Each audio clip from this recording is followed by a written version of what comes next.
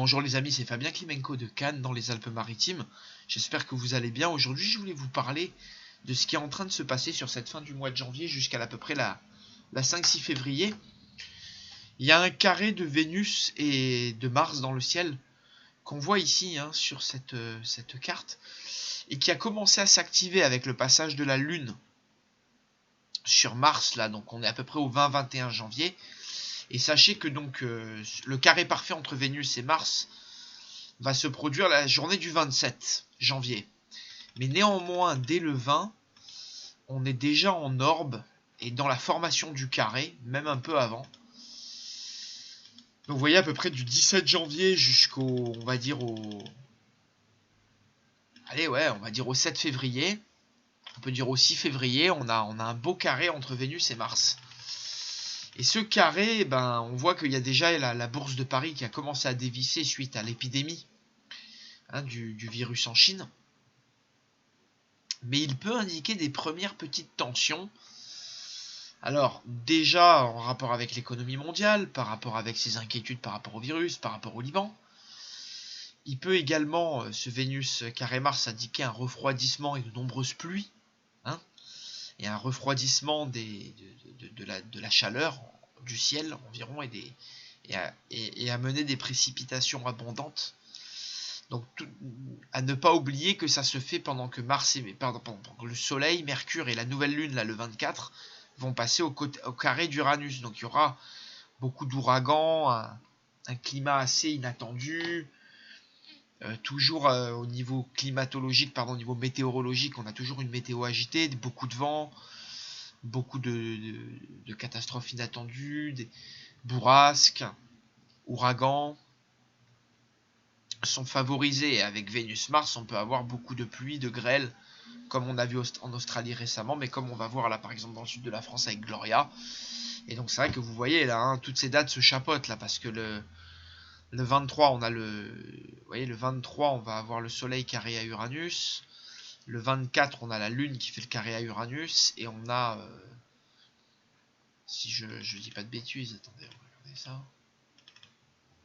Voilà. Voilà, donc le 23, on a le carré. Le 24, on a le carré de la Lune. Exactement.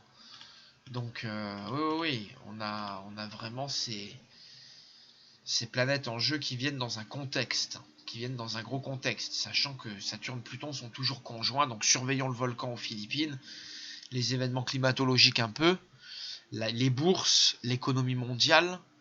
Et c'est vrai qu'en termes de bataille militaire, dans tout ce qui est le nautique ou le naval, avec le porte-avions Charles de Gaulle, il faudra un peu surveiller. Voilà, il pourrait y avoir déjà des dates assez intéressantes là, au niveau militaire, au niveau mondial. C'est pas impossible, c'est à surveiller. Donc, sachant quand même que l'économie et cette période peut être quand même une première inquiétude au niveau mondial, au niveau des bourses, jusqu'au 6 février. À l'approche là, de ce mars-juillet, et donc de ce mois de mai 2020, qui semble être un grand tournant et un premier événement, on va dire un premier marqueur de la crise mondiale au niveau financier. Et là, c'est vrai que de la fin mars à mai, là, on va se retrouver dans une situation où on va en parler de plus en plus. Mais peut-être qu'on aurait des prémices, là, sur ce carré Vénus-Mars. Alors, à noter que ce carré Vénus-Mars, si vous êtes concerné par ces planètes, si vous êtes donc ascendant Taureau ou Balance, ou avec une forte dominante vénusienne, c'est vrai que ces jours-là peuvent vous voir un peu irrité, un peu en colère, connaître des fracas.